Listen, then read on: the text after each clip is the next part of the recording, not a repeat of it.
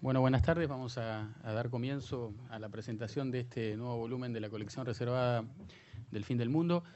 Soy Gonzalo Álvarez, el presidente de la editorial de la Universidad de Buenos Aires. Quería, en primer lugar, agradecerles a todos ustedes que nos acompañen hoy, al director del Museo Malvinas y también presentador de este nuevo volumen de la colección. Agradecerle especialmente que hoy nos reciban en el museo para hacer el acto. Es un viejo protagonista de la colección, así que muchas gracias, Federico. Muy breve, más allá del agradecimiento y obviamente transmitirles la alegría que tenemos, no por el hecho general, no solo por el hecho general de presentar un nuevo libro, sino en particular un nuevo título en la colección reservada, colección de la cual estamos muy contentos y orgullosos a la vez, colección que tiene, no sé si ustedes saben, pero ya es una colección dilatada en el tiempo, tiene 13 años, 13 años, 13 años y no solo 13 años, porque podrían ser 13 años y poca productividad en el medio, pero son 13 años donde no se ha cesado de producir novedades. Creo que este es el título 12, el título 13 de la colección. Bueno, 13 años, 13 títulos, perfecto. Entonces venimos con una productividad, pero ya no es inglesa, es japonesa, una eficiencia japonesa. Así que bueno, eso también es un motivo adicional de orgullo, porque es un esfuerzo extendido en el tiempo, continuado. Ustedes saben que la colección reservada es, digamos, el producto de una multiplicidad de compromisos y esfuerzos que nacen allá hace, como les decía, 13 años, básicamente desde el Museo del Fin del Mundo, que había reunido estos importantes volúmenes y que los tenían ahí atesorados, muy valiosos, y de algunas personas que vieron el enorme potencial que tenía ese material, pero sobre todo el enorme potencial que tenía si ese material podía trascender las fronteras del tesoro del museo y ponerse a disposición de un público más vasto. Y para eso era necesario no solo exhibirlo, sino aparte traducirlo, porque estos libros, todos, todos han requerido traducción, o no, uno... Sí, hubo dos que no, estaban en castellano. Dos que estaban en español. El resto son todos libros que ha sido necesario traducir. Los hemos editado en ediciones muy cuidadas, con estudios preliminares, en algunos casos con más de un estudio preliminar.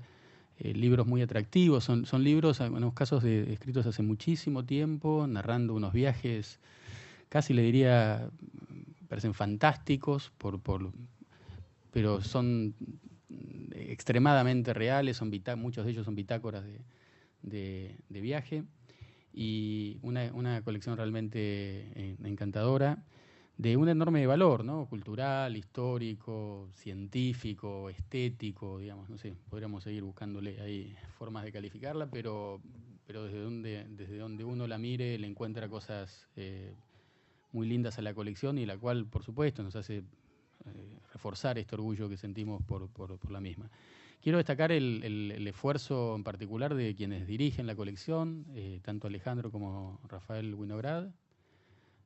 Sin su compromiso, sin su amor por estos libros, sin su compromiso porque estos libros encuentren un público más vasto del que podrían encontrar, como les decía, atesorados en el museo, no hubiera sido posible. Pero no tan solo eso, porque ustedes saben que dirigen la colección, o sea, promovieron que la colección pueda encontrar un editor, por ejemplo, y trajeron el proyecto a Eudeva lo tomó. Cuidan meticulosamente el trabajo editorial, conjuntamente con el editor, con Pablo Castillo, que es fundamentalmente el principal responsable en la editorial de trabajar con ellos en el cuidado de los textos. Pero aparte tienen también como una labor de recolección de todo un poco. y entre todo el poco no es poco, o sea, en todo poco porque es muy variada el menú de tareas, pero en algunos casos es mucho, entre otras cosas, como les decía, buena parte de estos títulos han requerido traducción. En general para las traducciones hemos conseguido apoyos, diversos apoyos, y detrás de esa tarea de recolección de mecenas que nos acompañan en la tarea están fundamentalmente ellos y fundamentalmente en esta obra también, ¿no? Porque esta obra, bueno, este es el segundo tomo, Los viajes del Beagle, falta uno más que está avanzado, ¿no? Está, listo. sí, listo. Sí. Y ha requerido una tarea de traducción, corrección extensísima. Así que, bueno, en el caso de la editorial de la Universidad de Buenos Aires, en su momento, hace 13 años, el directorio y su presidenta, en ese momento estaba Garraham o ya estaba Mónica. Era Garraham, cuando empezamos. Empezamos con Garraham, o sea, es muy valioso para nosotros porque no solo son 13 años, sino que han sido distintos directorios, por lo menos, o sea, varios directorios, pero 3 presidencias, ¿no? La presidencia de Patricio Garraham, de Mónica Pinto y la actual conducción que yo ejerzo desde el año 2010. Es un proyecto que se ha logrado sostener en el tiempo. Ustedes a veces saben que a veces es complejo, ¿no? Que en los cambios institucionales, en instituciones públicas, esto puede afectar a veces proyectos valiosos porque cambian las visiones, las perspectivas, pero en este caso no solo no ha ocurrido, sino que creo que directorio tras directorio se fue como afianzando la idea de que la colección era algo de enorme valor y había que sostenerlo. Así que yo creo que ese es un valor en sí mismo también, que haya... digamos que es como, quizás es un poco fuerte decir que es como una política de Estado, porque no lo es, pero el concepto, entiéndanme, esa idea de que es algo que trasciende lo cotidiano, la editorial, y está ahí como muy instalado. Estamos orgullosos. Voy a cerrar porque no es lo importante del libro, quiero que ahora hablemos del libro, que hablen del libro, los que saben. Lo que sí quiero decirles es que estamos muy orgullosos de muchas cosas y tenemos alguna asignatura pendiente muy importante, ¿no? Yo no hay día que pase que sigo con la idea de que no hemos logrado, la colección se vende, no voy a decir que es un boom de ventas, pero se vende, tiene algún flujo regular de ventas, minorista, así como uno podría decir, de uno a uno, de alguna colección. En algún título hemos logrado alguna compra un poco más grande, pero no hemos logrado ahora, y eso es la asignatura que tenemos con la editorial, ni los directores, y la editorial diría, no de la tarea editorial, sino de la tarea más comercial de la editorial. No hemos logrado hacer una importante venta institucional. Es una colección tan linda, tan cuidada, tan valiosa, de un enorme valor histórico, cultural, como les decía, y no está en todas las bibliotecas, por ejemplo, de las bibliotecas populares argentinas, ¿no? No hemos logrado todavía que la CONAVIP compre un ejemplar, digamos, una colección completa para cada una de las bibliotecas. No hemos logrado, pero no me quejo ni la CONAVIP ni de nadie, me quejo, o sea, es una asignatura pendiente nuestra. Ahí tenemos que forzar, hacer mayores esfuerzos porque hay que hacerla más visible, al menos disponible. Es una colección que tiene que estar disponible. Y en la medida que esté disponible, son libros que despiertan vocaciones, ¿eh? Uno los lee y desde querer embarcarse a navegar los mares del sur, a convertirse en un naturalista describiendo las cosas con las que se cruza, a meterse en una carrera de investigador científico. Creo que uno, y no sé si alguna otra vocación en el medio, son libros que disparan necesariamente, seguramente, vocaciones, así que debieran estar en las bibliotecas de las escuelas, de los colegios, y por qué no de las universidades también, y sobre todo estos. Bueno, nada más. Muchas gracias por acompañarnos.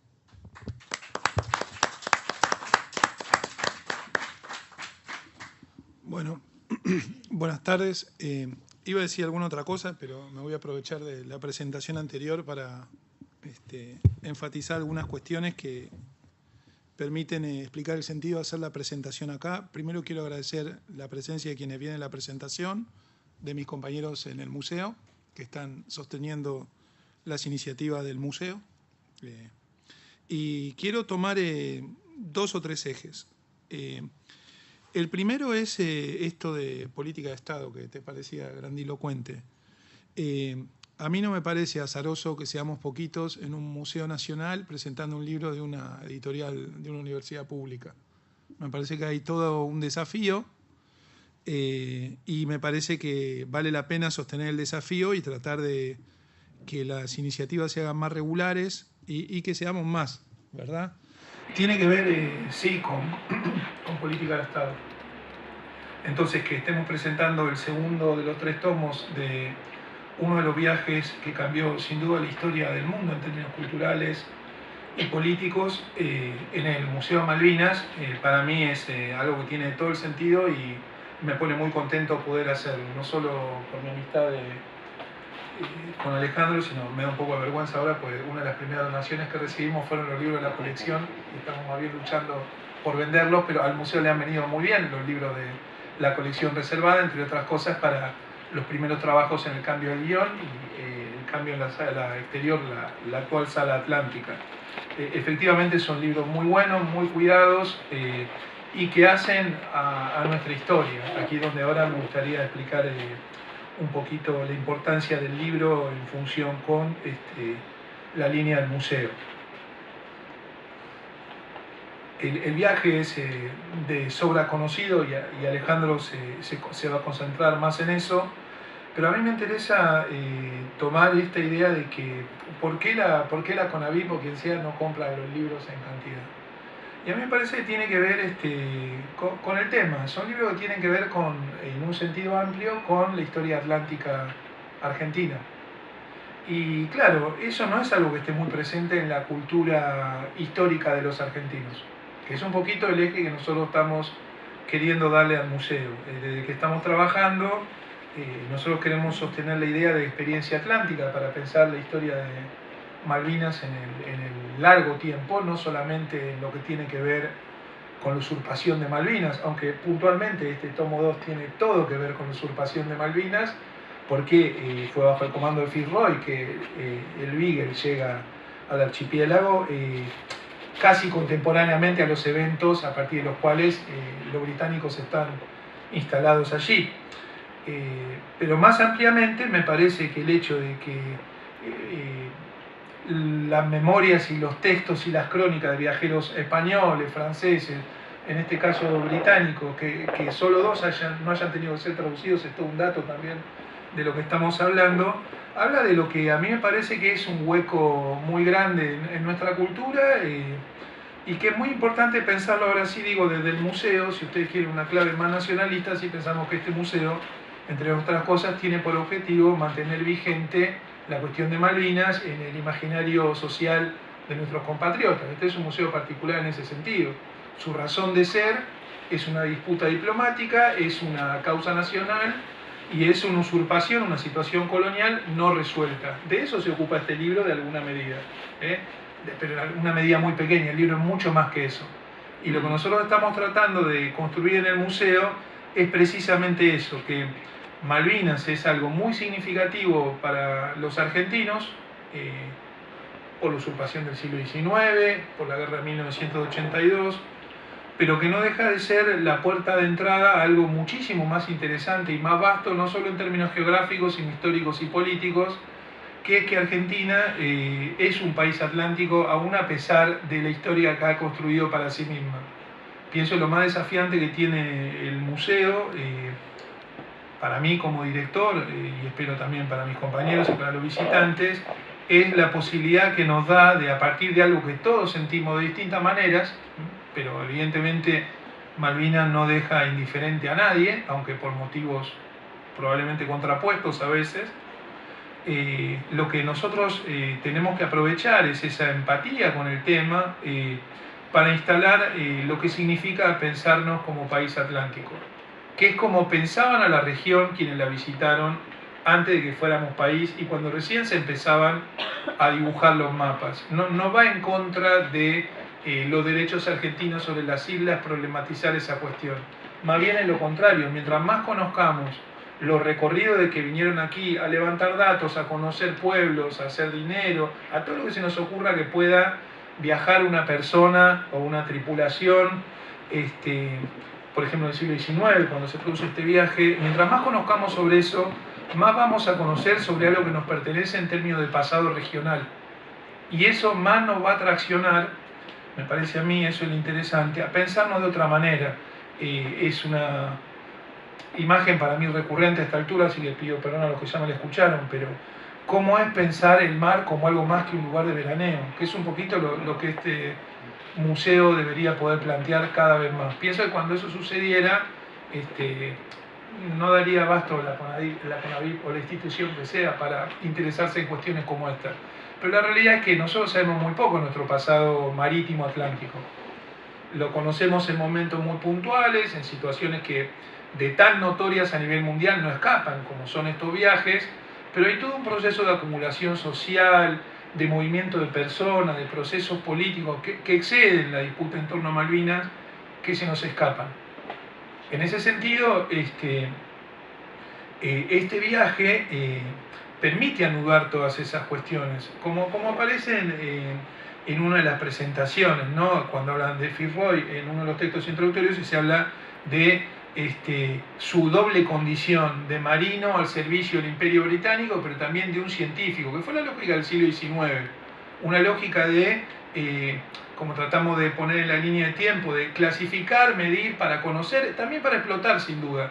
Pero en esa lógica de construcción del espacio tiene que ver no solo con la presencia de nuestra lógica de Estado moderno, países extraños a la Argentina, sino un proceso en el cual el Atlántico Sur como espacio fue entrando, diríamos, en la órbita de Occidente. Argentina es parte de ese proceso.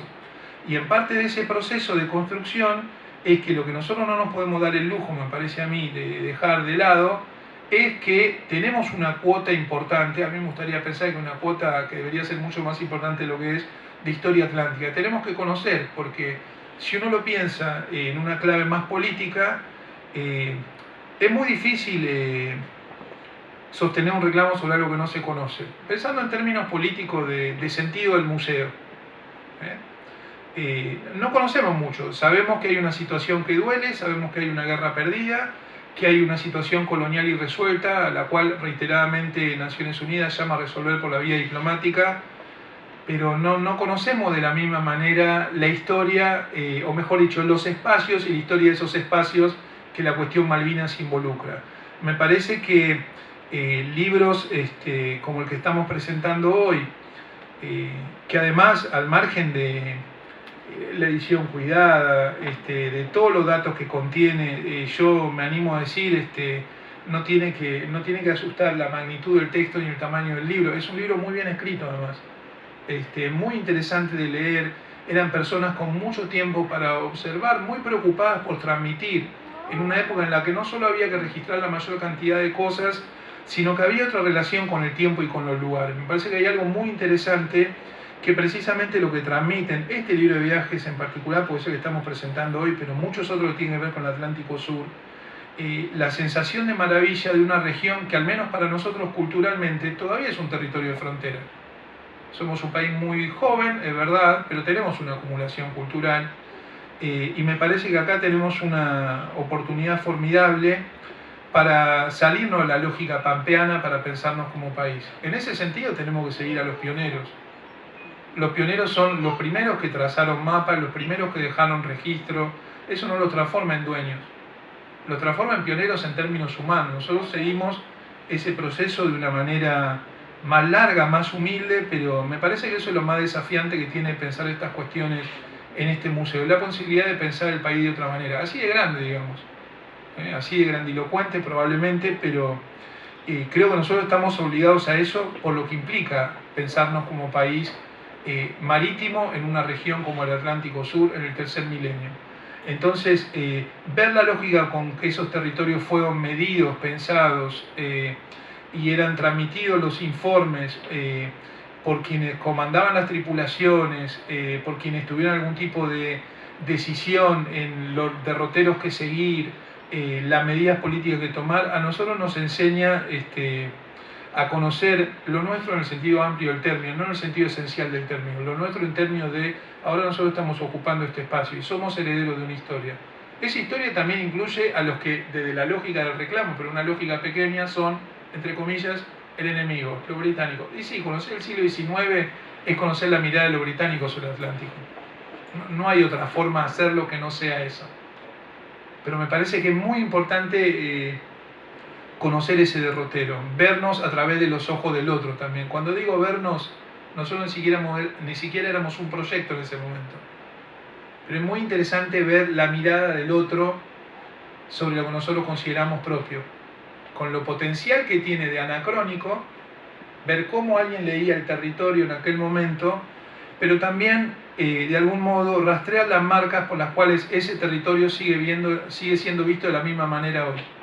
Y preguntarnos hasta qué punto, yo cerraría con esto, cuánto de la lógica de ese otro, que es el dominador desde el punto de vista del conflicto, nosotros reproducimos también a la hora de sostener paradójicamente nuestros reclamos sobre el territorio.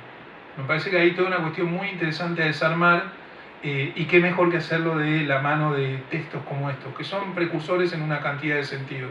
Me gusta pensarlos sobre todo precursores en pensarnos de otra manera. Así que muchas gracias por estar acá y muchas gracias por haber venido a presentar el libro aquí.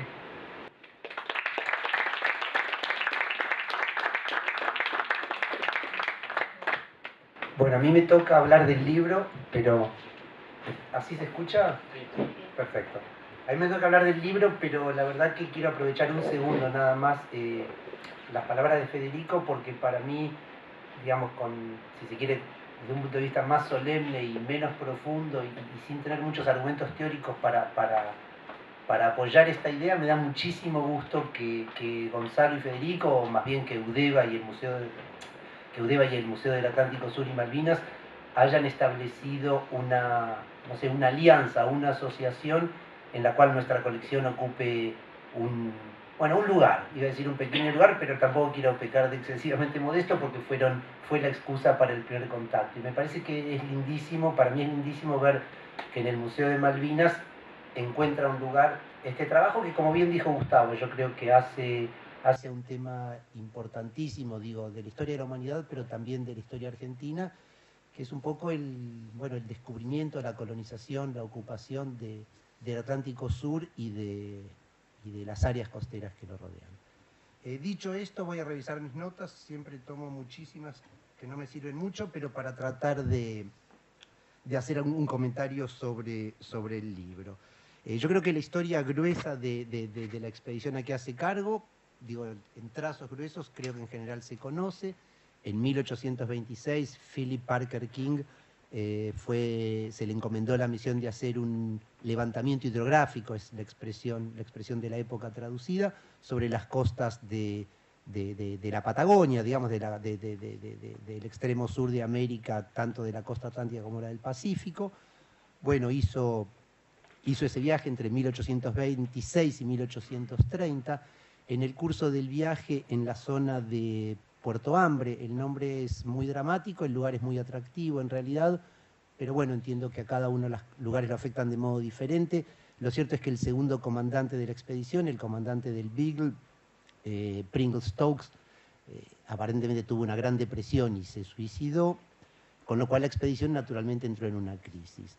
Philip Parker King llevó a los dos barcos, a sus tripulantes, a Río de Janeiro a reponerse, digamos, de esa impresión.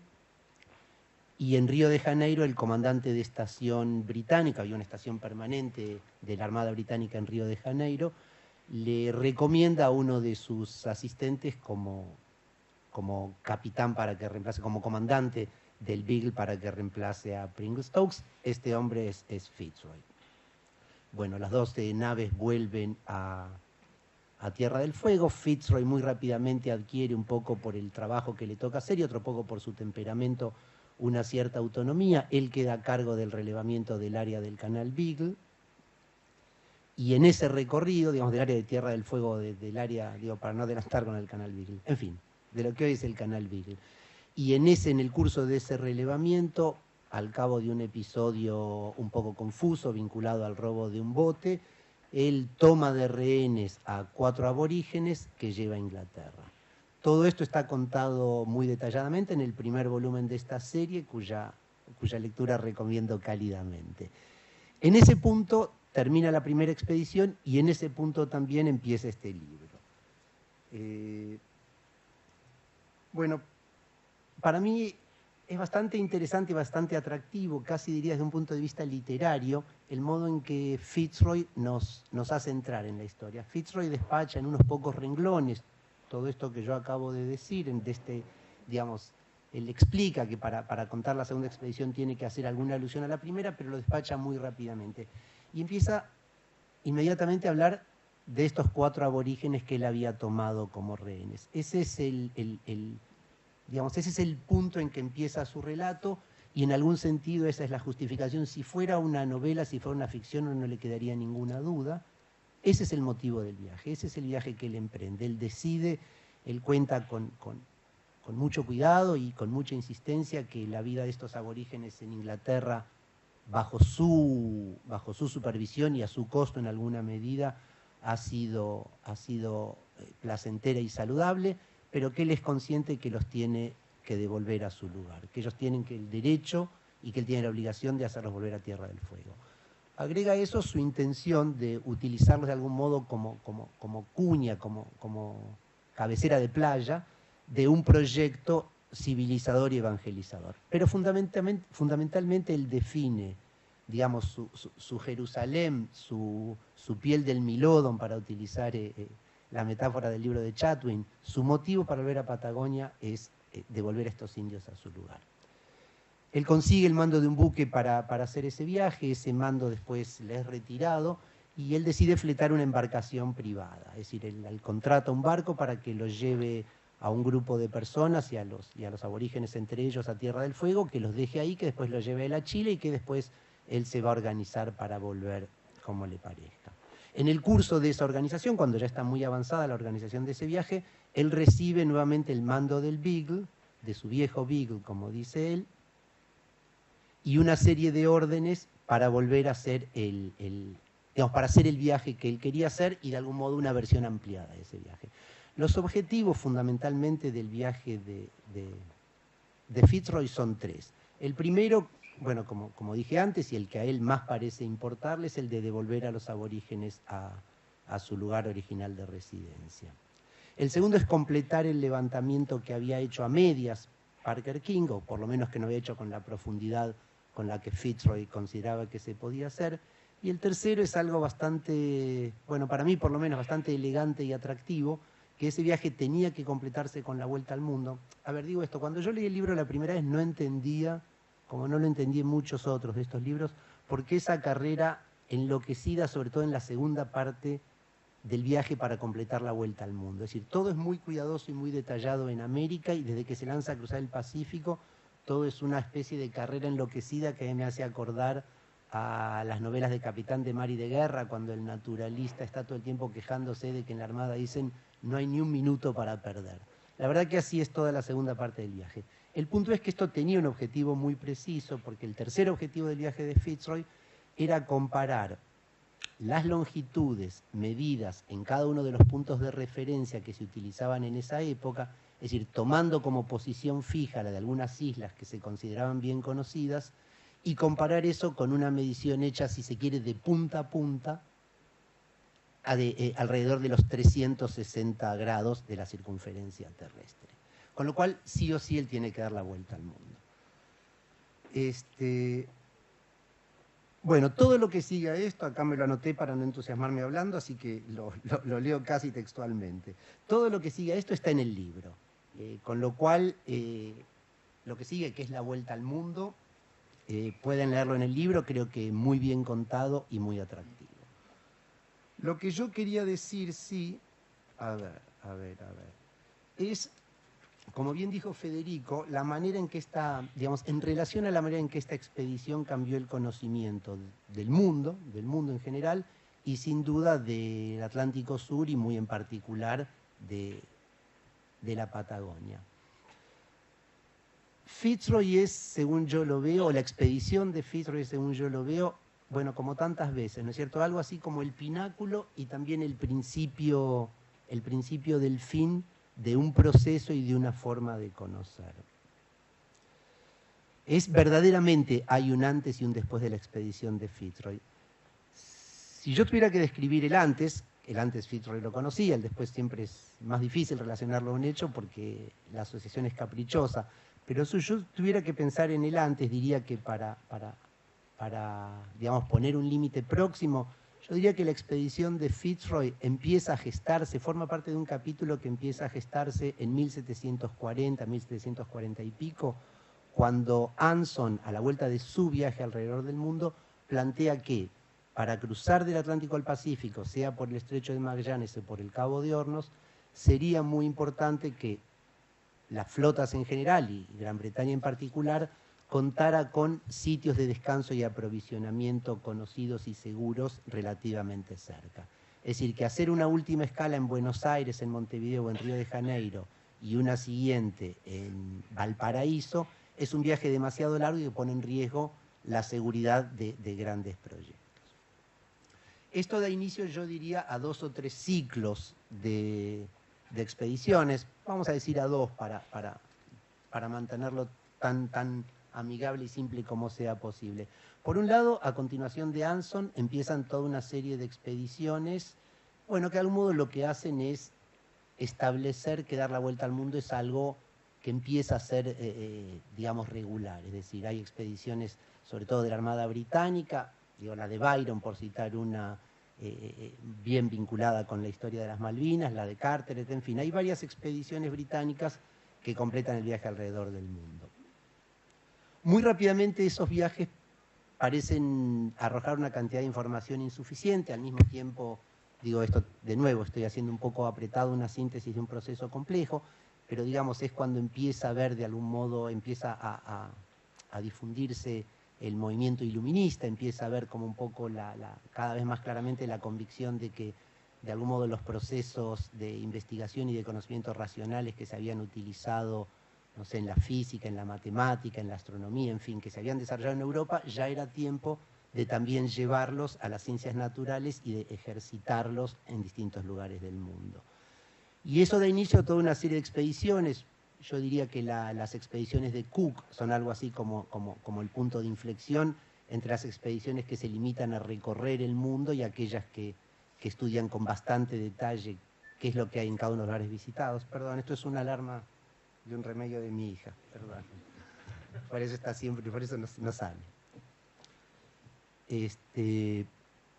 Bueno, y a continuación de las expediciones, mejor dicho, a continuación o contemporáneamente a las expediciones de Cook, hay toda otra serie, ahí está un poco la excepción a lo que también decía antes Federico y de algún modo también mencionaba Gonzalo al hablar de las traducciones. Hay algunas expediciones españolas de investigación, menciono las de Antonio de Córdoba y muy especialmente la de Alessandro Malaspina, la menciono por 2 motivos. Por un lado porque es una expedición y un relato que me encantan, pero además porque esperamos que sea uno de los libros que próximamente podamos editar en la colección reservada, así que aprovecho para dejarlo como un anuncio.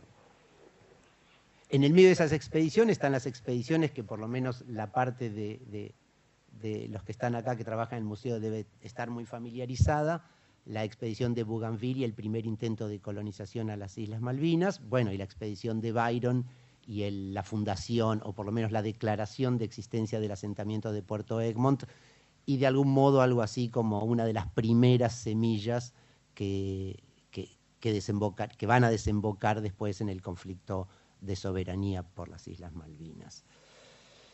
Y yo diría que, bueno, después, en fin, estoy pensando en alguna otra expedición, la expedición de Freycinet, que bueno, Freycinet en particular naufraga en las Islas Malvinas y ahí de algún modo como para marcar el aire de la época, su principal, bueno, obviamente su principal preocupación es salvarse él, inmediatamente después salvar a sus compañeros, pero casi inmediatamente después es salvar las colecciones de especímenes que él recogió en su viaje alrededor del mundo y lograr que lleguen seguras a Francia. Digamos que todo ese conocimiento de ese viaje no se pierda. Y de algún modo también, y a mí siempre me gusta destacar que mientras uno suele prestar más atención a los viajes, digamos, institucionales, a los viajes estatales, si se quiere, en el medio hay muchísima gente, entonces y ahora, en Atlántico Sur y en todas partes, buscándose la vida de muchísimas maneras. Es decir, mientras todas estas expediciones, antes y después, tenían lugar, también había balleneros, foqueros, loberos, y gente que trabajaba. Entonces, digamos, de algún modo, para poner en esta lista delante, termino con la expedición de James Weddell, un libro que también publicamos en la colección y cuya lectura recomiendo. El libro de James Weddell para mí es muy atractivo. James Weddell es un foquero, pero de algún modo también es un hombre de su época, y está muy claro que él no se puede sustraer a la convicción de que es parte de la responsabilidad de un marino y de un viajero reunir tanta información como sea posible.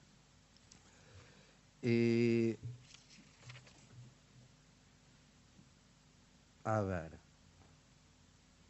Bueno, creo que más o menos mencioné a los que tenía en mente como para marcar este antes. Todo esto que digo, insisto, fue en el curso de 80 años, es decir, en 80 años antes de este viaje, alguien pensó, el almirante Anson, el capitán Anson en ese momento, pensó que las Malvinas podían formar parte de una estrategia de seguridad para los navegantes. 80 años después se hace este viaje. Y si uno piensa 80 años después de un viaje, o 70 o 60, de un viaje que termina en 1836, bueno, digamos, la cuenta nos lleva ya a principios del siglo XX. De algún modo, prácticamente toda, la enorme mayoría de la historia argentina en la Patagonia y el Atlántico Sur ocurrió en los 80 años siguientes. Es decir, cuando uno lee este libro ve que salvo episodios y lugares muy puntuales y muy aislados, que la presencia del Estado argentino en cualquiera de sus formas está muy reducida en toda la Patagonia. Bueno, y en particular, como bien dijo Federico, en las Malvinas está justamente en el momento en que las Malvinas fueron ocupadas por los británicos. Pero en toda la Patagonia, digo, él tiene, es decir, hay mucho más contacto en este viaje con los aborígenes y con algunos ingleses, no sé, por ejemplo, en Carmen de Patagones, que viven una serie de foqueros y balleneros ingleses, tiene mucho más vínculo con ellos que con digamos, representantes de la comunidad argentina. Y cuando los tiene, son siempre un poco, no sé, un poco bizarros, si se quiere. Es decir, donde se ve que hay una distancia muy grande entre los intereses de unos y de otros. Y en los siguientes 80 años, digamos, es decir, tenemos desde, no sé, la colonización galesa en Puerto Madryn, toda la compleja evolución de las relaciones entre los aborígenes y el gobierno argentino, la campaña del desierto, las ovejas, la fundación de Ushuaia, las exploraciones de Moyano, las relaciones de Moyano con las Islas Malvinas y la integración en aquella época entre Santa Cruz y las Islas Malvinas. Bueno, y finalmente en el siglo XX, casi diría, digo, si sumar 80 años, yo creo que ya debemos estar más o menos en el descubrimiento del petróleo en Comodoro Rivadavia. Es decir, que realmente si uno tomara como centro de un arco de tiempo de 80 años hacia adelante y hacia atrás esta expedición, vería un cambio en evolución muy, muy grandes.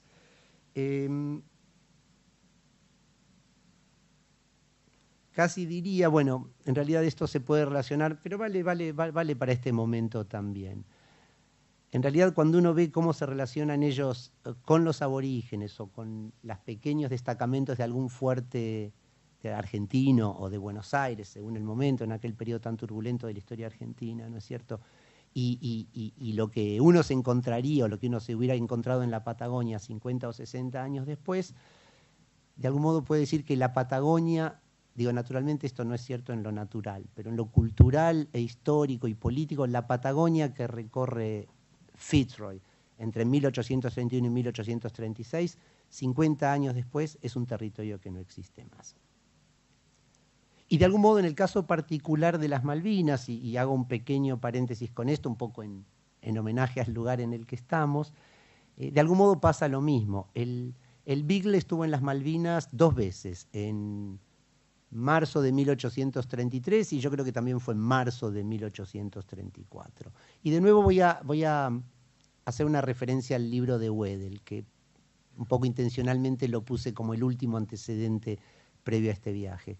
Weddell estuvo en las Malvinas en 1820. Weddell es testigo de la llegada de Jewett y del reclamo, de la toma de posesión por parte de las autoridades argentinas.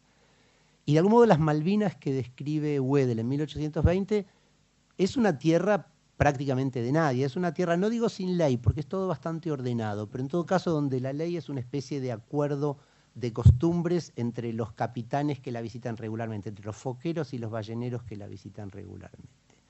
Él es testigo de la llegada de Jewett y no parece entender muy claramente qué es lo que Jewett reclama. Bueno, después, en la primera visita que hace el Beagle en marzo de 1833, ellos dicen que encuentran un paisaje desolado y desolador, digamos. Encuentran, es decir, lejos de lo que ha visto Weddell, de una especie de armonía anárquica entre balleneros. Ellos ven las Malvinas poco después del bombardeo de la Lexington. Muchísima gente se ha ido, la colonia está destruida, él espera encontrar una colonia en Puerto Luis. Tiene la idea de que va a ser un lugar muy atractivo y lo que encuentra son una serie de ruinas con gente deprimida y en crisis. Y en su siguiente visita, ya lo que encuentra es a las autoridades británicas a cargo de la colonia, al gaucho Rivero y su grupo como fugitivos en el campo, y de algún modo los restos o las secuelas de todo el conflicto que hubo en el medio, bueno, y un lugar que empieza muy lentamente a tomar el cariz que fue tomando en las décadas siguientes. Yo no me acuerdo en qué año fue, pero creo que debe ser bastante poco después de eso, debe ser el 41 o 42, que se produce el traslado de la capital de Puerto Soledad o de Puerto Luis a Stanley. Bueno, y ahí es donde prácticamente las Malvinas se convierten en otro lugar. Es decir, que en la Patagonia muy claramente, y en las Malvinas de algún modo también, es un momento de cambios muy rápidos. Y para completar esta imagen, si se quiere, de cómo, del corte que hace en el conocimiento de la región, bueno, creo que el otro elemento, a mí me preguntaron si iba a querer un proyector, dije que no, pues parecía que iba a ser aburrido, pero ahora me arrepiento porque me gustaría mostrarles un mapa de 1780 o 1790, que todavía es como esos mapas antiguos que estamos todos acostumbrados a ver en algún lado, y los mapas que deja la expedición de Fitzroy, que realmente podrían estar en Google Maps. Digo, no sé, le faltaría ubicar los restaurantes nada más, ¿no es cierto?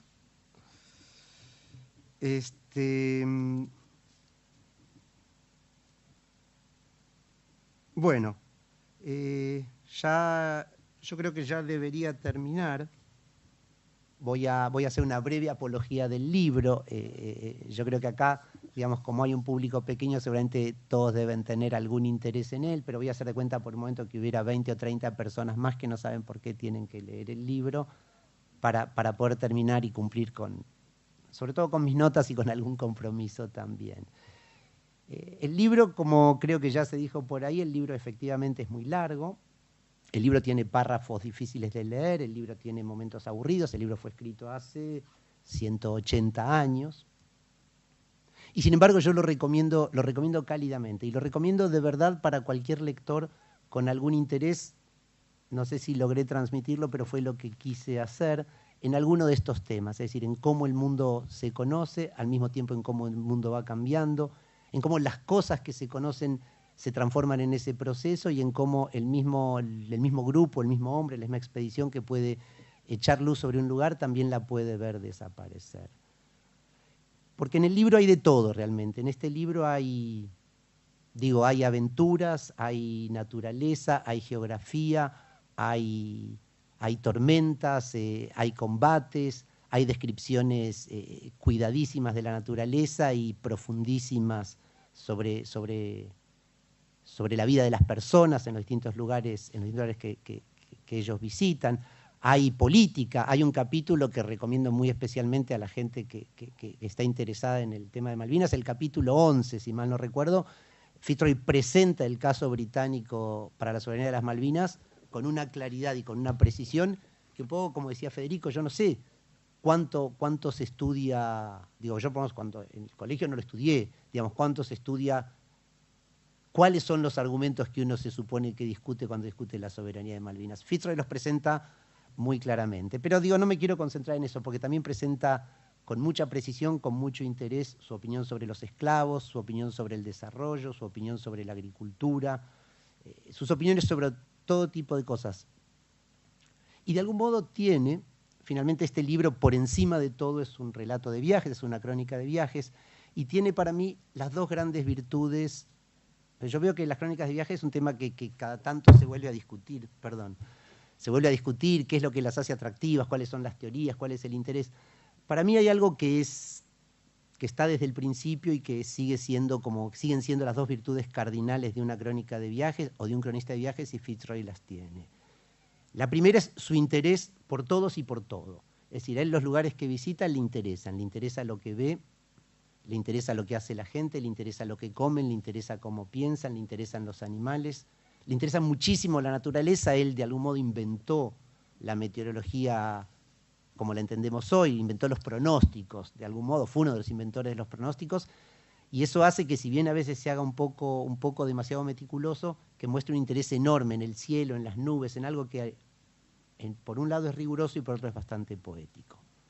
Y la otra gran virtud que tiene él y que creo que debe tener todo buen cronista, es la modestia. Él realmente no habla de sí mismo. Todos aquellos que se han ocupado en detalle de su vida destacan sus grandes talentos, su compromiso, su sabiduría, su excelencia como navegante. Él resuelve todo, pero de algún modo siempre poniéndose al costado. Ahí está Darwin.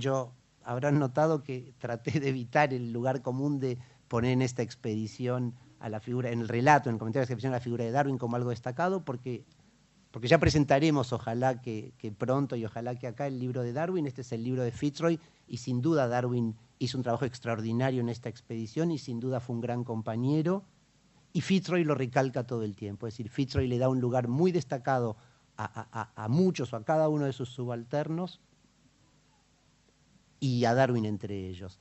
Fitzroy cuenta, cuando todavía en la expedición anterior, yo diría prácticamente confiesa cómo él se hizo hombre la primera vez que una decisión audaz de él hizo que 2 hombres murieran.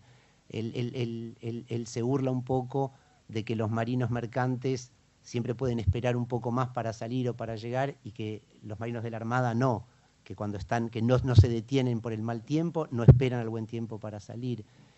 Y bueno, esto es un poco próximo cuando Federico hablaba de nuestras relaciones con el mar, en este caso con el río ni con el mar.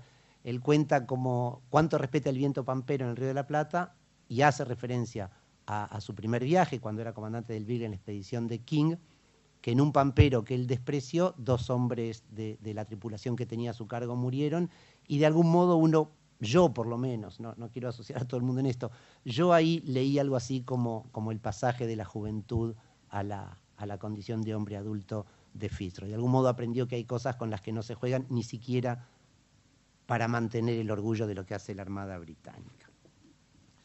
Y para terminar, de verdad, 2 comentarios. Iba a ser 3 y ahorro 1, que también creo que hace a la crónica de viaje. A mí me pasó en muy pocos libros de viajes que leí, este es uno de ellos. Hacia la mitad del libro, hoy lo revisaba y pensaba en el capítulo 15 o 16, yo ya me sentía que estaba a bordo, todo un marino. De repente me di cuenta que estaba burlándome con Fitzroy de un ballenero que entra en Caleta Valdés. No sé si se acuerdan del mapa de la península Valdés, que tiene como una puntita al este paralela a la península. Una entrada muy estrecha, no sé si alguno estuvo y lo vio. Y él dice que nunca había visto algo así. Dice, un ballenero, un lobero inglés o norteamericano, que entra ahí sin mandar un bote antes para sondear, sin saber cuán profundo es el canal. Y yo decía, qué burro, qué animal, como si yo también estuviera ahí opinando sobre cómo hay que entrar un barco a una caleta en medio del Océano Atlántico, ¿no? Y eso también se lo cargo sin duda al capital de Fitzroy como cronista. Es decir, yo diría que si hay una tercera gran virtud de un cronista, es hacerlo a sentir que uno está ahí, hacerlo sentir a uno que participa de esa aventura, ¿no? Finalmente, quiero hacer... A ver, finalmente en serio, ¿no es cierto? Sí. Finalmente quiero hacer 3 o 4 reconocimientos, pero que forman parte del libro. El primero, como hicimos otra vez, es a Claudia Massa, que está ahí, que de verdad es la traductora del libro y que de verdad logró